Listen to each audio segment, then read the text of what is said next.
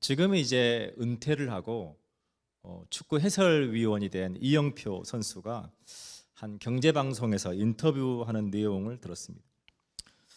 그때 이영표 선수가 이제 이런 얘기를 하는 거예요.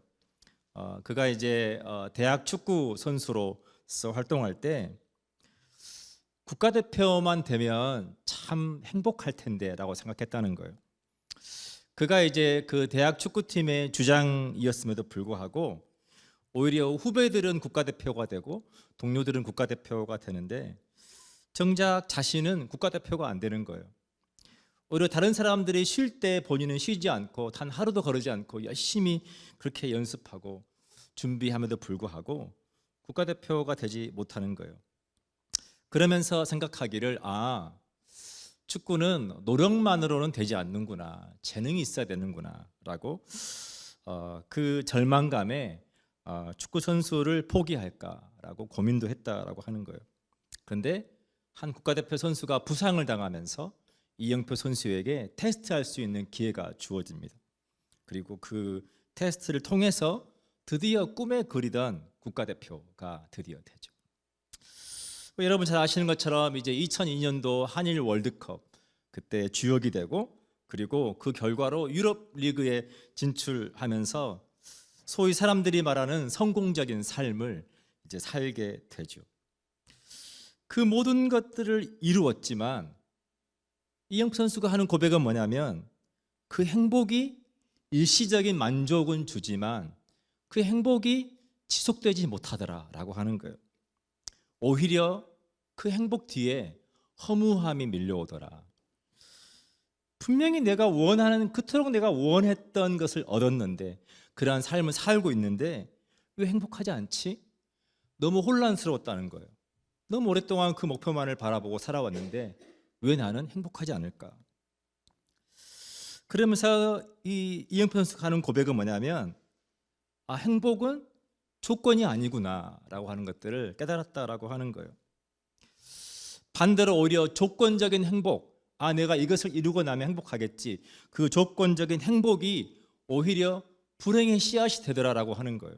그것을 내가 얻으면 행복하지만 일시적으로라도 그러나 얻지 못하면 오히려 그것 때문에 이루지 못하고 얻지 못한 그것 때문에 계속해서 실패자처럼 불행해하고 좌절하고 고통하는 그것 때문에 오히려 그러한 조건들이 불행의 씨앗이 되는 것들을 보게 된다는 거예요. 우리가 이 땅에 이제 캐나다에 이주해 와서 살아갈 때 사실은 우리가 정말 캐나다에 가는 것만으로도 얼마나 우리가 오랫동안 준비하고 또 우리가 캐나다에 오게 됩니까? 한국에 있는 분들은 캐나다에 이주해 오신 분들을 보면 참 좋겠다. 정말 그렇게 사람들이 살고 싶은 캐나다의 산이 얼마나 좋아. 근데 우리 정작 캐나다에 와서 살면서 우리가 또 비자를 받기 위해서 또 준비하고 또 이제 영주권을 받기 위해서 또 우리가 많은 비용을 들이고 자격을 갖추고 조건을 맞추고 그 하는 모든 과정 속에서 우리 마음 가운데 영주권만 받으면 이제는 진짜 행복할 수 있겠다. 영주권만 받으면 내가 원하는 것을 하면서 살 수 있겠지. 근데 많은 분들을 만나보면 이런 얘기를 하시는 거예요. 목사님, 영주권 받아도 별거 없습니다. 달라지는 게 없다는 거예요. 크게 그 전과 후가 다를 게 없다는 거예요. 저희가 북한 이탈자들, 탈북자들이 이제 한국으로 들어오면 그분들이 이제 일정한 과정을 거쳐서 이제 처음 정착할 때 국가에서 집을 지원해 줍니다. 국가에서 집을 지원해 줄 때 많은 분들이 공통적으로 감동하는 포인트가 있어요.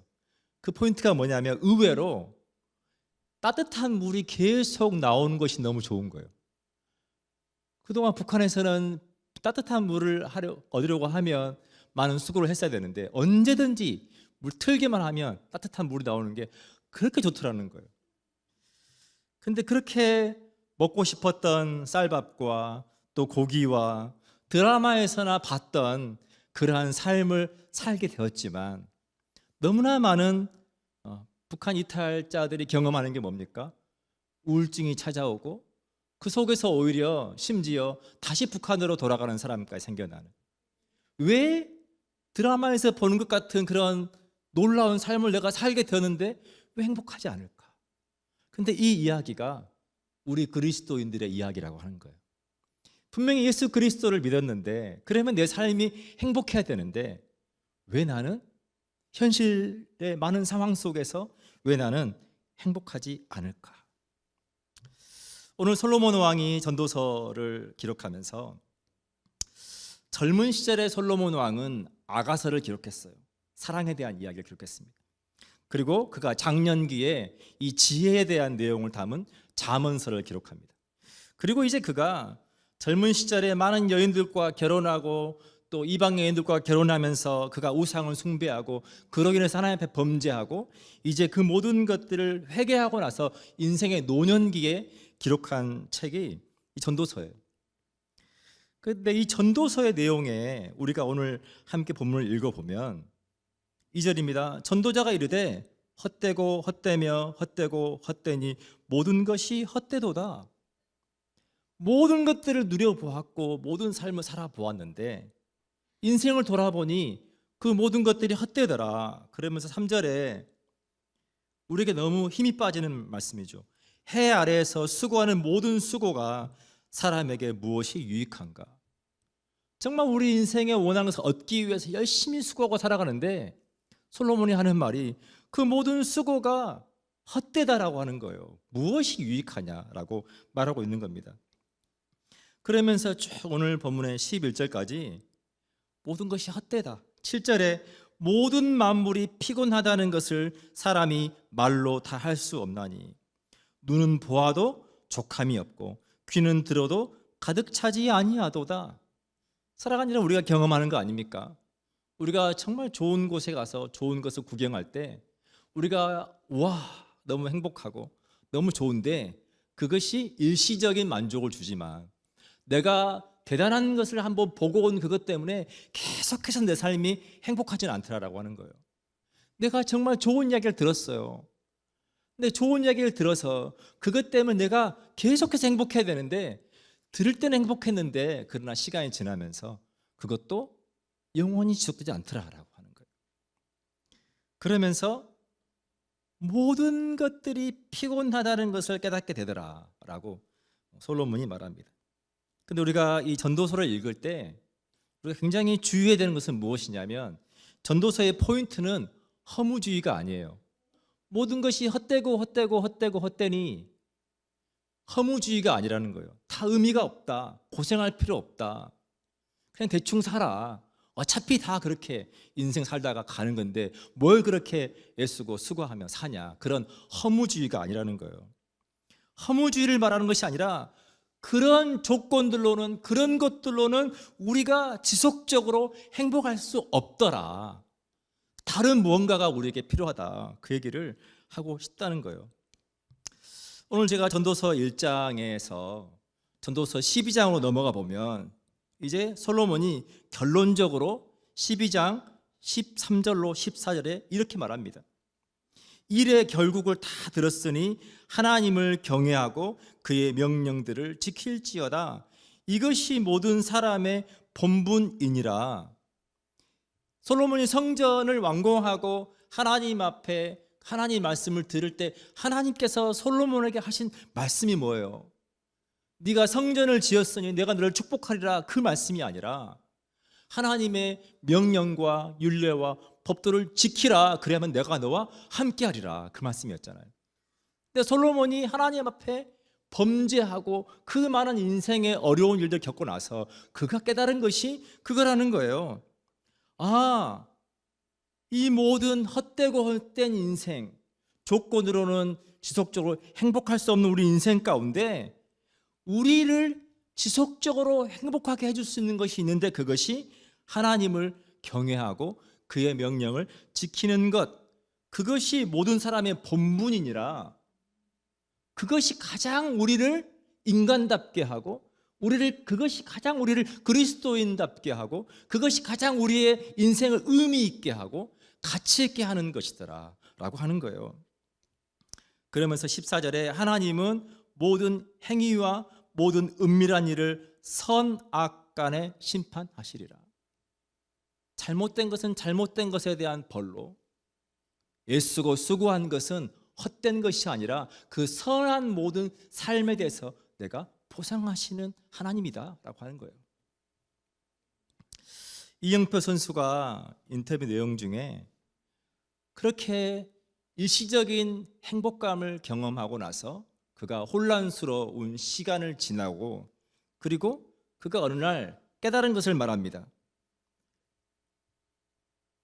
왜 내가 행복하지 않지? 왜 내가 성공했는데 왜 허무하지? 그렇게 생각해 보니까 주어가 나라고 하는 거예요. 왜 내가 행복하지 않지? 내가 성공했는데 나라고 하더라는 거예요. 깨달은 거예요. 나만을 위한 삶은 행복할 수 없구나. 그러한 삶은 허무할 수밖에 없구나.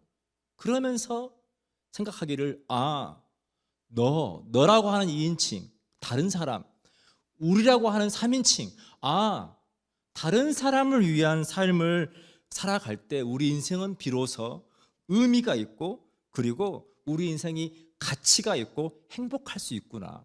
그걸 깨달았다는 거예요. 그러면서 이영표 선수가 이 공익사업을 시작합니다. 그 공익사업의 이름이 삭스업이라고 하는 거예요. 양말을 끌어올리는 그 의미를 담아서 삭스업. 그러니까 축구 선수가 축구를 하다가 이렇게 넘어질 때, 다시 일어날 때 양말을 끌어올리면서 다시 마음을 이렇게 새롭게 하고 축구를 하는 것처럼, 사람들에게 용기를 줘봐야겠다. 넘어지는 사람들에게 일어나라고, 힘을 내보라고 용기를 줘야겠다 해서 이 삭스업이라고 하는 공익사업을 시작하고, 많은 사람들이 함께 동참하고, 그것을 통해서 최근에 그가 하고 있는 프로젝트가 자기들의 전 재산을 들여서 나라를 구하기 위해서 삶을 희생했던 독립유공자들, 근데 그 독립유공자들의 후손들의 삶을 돌아보니까 너무 어렵게 살고 있더라. 그래서 그 독립유공자들의 후손들을 위한 집을 지어주는 프로젝트를 하고 있다라고 하더라고요. 그래서 이제 이미 10개가 넘은 집들을 지어주고, 그렇게 이제 후손들에게라도 그분들의 수고를, 그분들의 나라를 위한 희생을 기리고 좀 갚아줄 수 있는 그런 일을 하고 있다라고 하는 거예요. 사랑하는 여러분, 우리가 그리스도인으로 이 땅을 살아갈 때 정말 우리 안에 끊임없이 있는 갈등을 뭐냐면, 우리 안에 있는 이기적인 마음이에요. 이기심이에요. 이기심. 나를 위한 삶. 끊임없이 우리는 성경 우리에게 이타적인 삶을 말하고 내 이웃을 사랑하고 하나님을 사랑하라고 말하지만, 우리는 끊임없이 우리의 삶 가운데 부딪히는 것은 내 안에 있는 나를 위한 삶, 나의 만족, 그것과 끊임없이 충돌하는 거죠. 그러다 보니까 뭔가 내가 원하는 것을 이룰 때 행복할 수 있다고 착각하고 살아가고, 세상에 많은 사람들이 그런 삶을 살아가는 거죠. 근데 이제 이영표 선수가 어느 겨울날 따뜻한 햇살이 비치고 있는데, 지금 자기 앞에 이 달콤한 바닐라 라떼가 한 잔이 있고, 그 옆에 너무 사랑스러운 아내가 함께 있는 거예요. 그 순간이 그렇게 행복할 수가 없더라는 거예요. 따스한 햇살과 달콤한 바닐라 라떼 한 잔과 사랑하는 아내와 함께하는 그 시간이 그렇게 행복하더라. 행복은 이런 거구나. 내가 뭔가 이루어서 행복한 게 아니라, 행복은 내가 찾고 내가 만들고 의미를 부여하고 감사하는 것이구나. 이 추운 겨울날 따스한 햇살에 감사하고, 내가 지금 마실 수 있는 달콤한 라떼 한 잔에 감사하고, 내 옆에 있는 사랑하는 아내를 인해서 감사하고, 그럴 때 이게 진정 행복이구나, 그걸 깨달았다고 하는 거예요. 사랑하는 여러분, 오늘 솔로몬은 전도서의 내용을 통해서 하나님을 경외하라고 우리에게 말합니다. 일의 결국을 다 들었으니 하나님을 경외해라.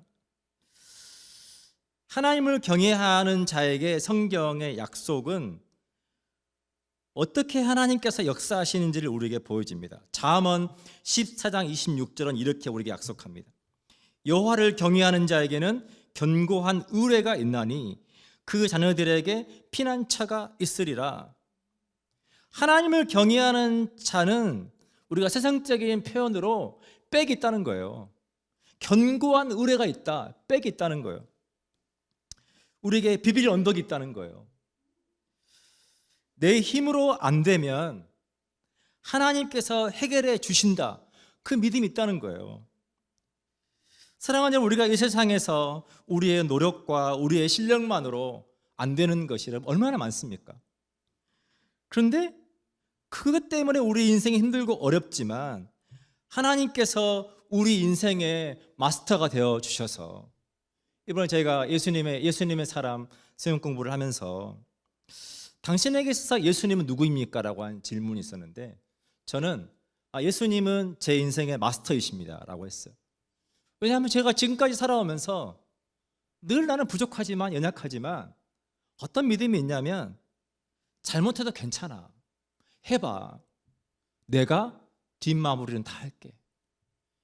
온 우주 만물을 창조하신 하나님께서 우리에게 괜찮아, 해봐, 실패해도 괜찮아, 잘못해도 괜찮아, 마음대로 안 돼도 괜찮아, 내가 다 백업해 줄게, 내가 다 마무리해 줄게.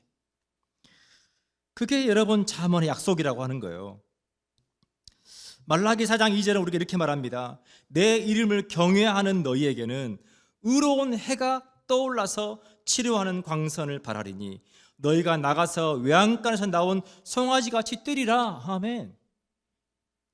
하나님을 경외하는 자에게 하나님의 약속은 내가 너희를 치료하리라, 우리를 치료해 주신다는 거예요. 제게 그 믿음이 있습니다. 전체가 제 이 페이지란이 완쾌되는 날 제가 여러분들에게 특송을 하려고 준비하고 있습니다. 마음껏 특송, 그날에 올 거라고 믿습니다. 시편 103편 13절은 우리가 이렇게 말합니다. 아비가 자식을 불쌍히 여김같이 여호와께서 자기를 경외하는 자를 불쌍히 여기시느니라. 하나님을 경외하는 자를 아비가 자식을 불쌍히 여김같이 불쌍히 여겨주신다. 사랑하는 여러분, 하나님을 경외한다는 것이 무엇일까요? 이 경외라고 하는 이 단어는 두 가지 의미를 담고 있어요. 하나는 존경하는 마음, 그리고 두려움이라고 하는 마음이 담겨 있어요. 경외, 그러니까 바꿔 말하면 존경하는 마음에서 나오는 두려움이에요. 뭔가 무서워서 두려운 게 아니라 존경하는 마음에서. 여러분 잘 아시는 것처럼 예수님을 부인하고 떠난 베드로, 제자들과 함께 바닷가에서 고기를 잡을 때 예수님께서 찾아오시잖아요. 밤새도록 한 마리도 못 잡은 베드로에게 예수님께서 깊은 곳에 가서 그물을 내려라, 그리고 베드로가 그물을 내렸을 때 그물이 찢어지도록 고기를 잡았다고 성경은 기록해요. 다른 배를 불러서 함께 끌어올릴 만큼 그물이 찢어지도록 고기를 잡은 후에, 여러분, 그리고 나서 베드로가 예수님께 한 게 무엇입니까? 누가복음 5장 8절입니다. 시몬 베드로가 이를 보고 예수의 무릎 아래 엎드려 이르되 주여 나를 떠나소서 나는 죄인이로소이다 하니. 두려웠다는 거예요. 예수님이 누구인지를 알고 나니까 두려웠다는 거예요. 근데 그 두려움은 하나님을 경외하는 두려움이었다라고 하는 거예요. 사랑하는 여러분, 우리가 하나님을 경외한다라고 하는 것은 삶의 모든 영역에서 하나님의 절대적인 주권을 인정하고 우리가 하나님을 전적으로 믿고 의지하고 순종하는 자세를 하나님을 경외한다라고 하는 거예요.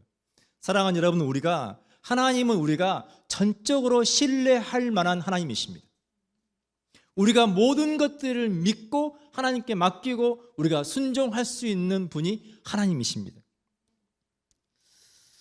창세기 22장 12절에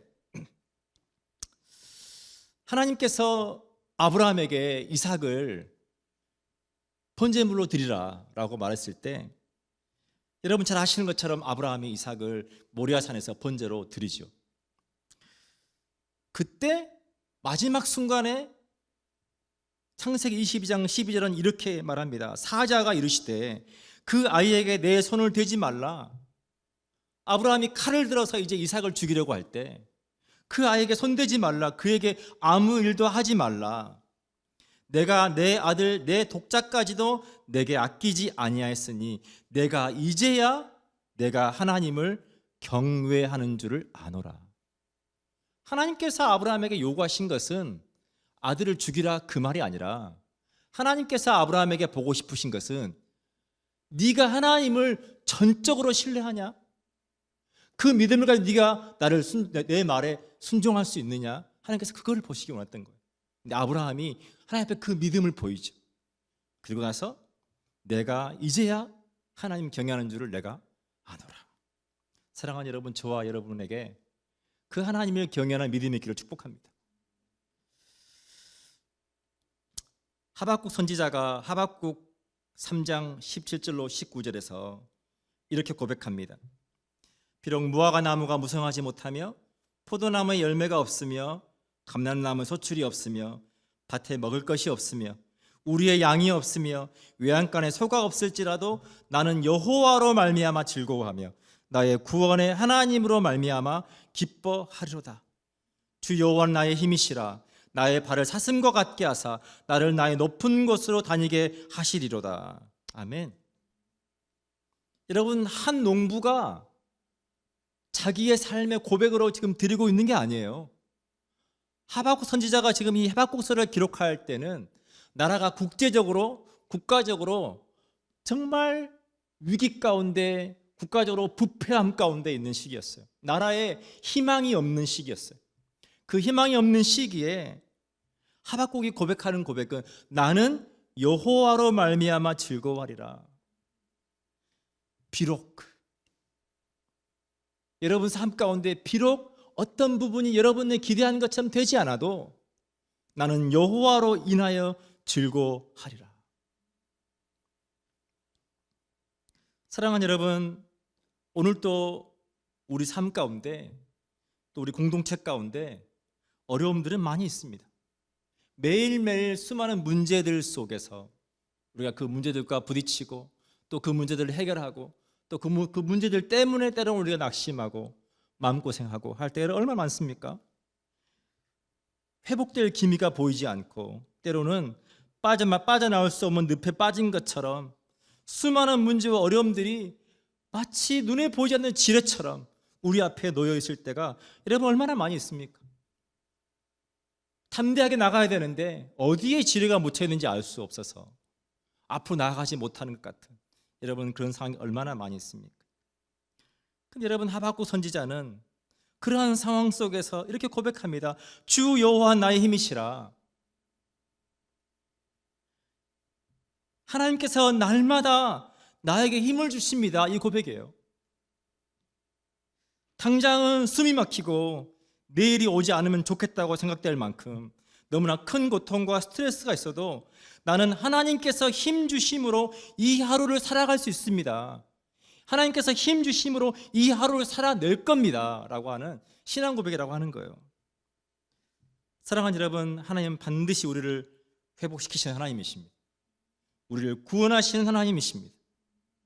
그 하나님을 신뢰하며 하나님께서 힘 주심으로 말미암아 하박국 선지자가 고백했던 것처럼 나의 발을 사슴과 같게 하사 나를 나의 높은 곳으로 다니게 하시리로다. 우리에게 힘 주셔서 그 험한 산을 뛰어다니는 사슴과 같이 또한 이 하루를 우리에게 믿음으로 살아내게 하시는 그 하나님의 은혜가 여러분 삶 가운데 경험되시기를 축복합니다. 기도하겠습니다.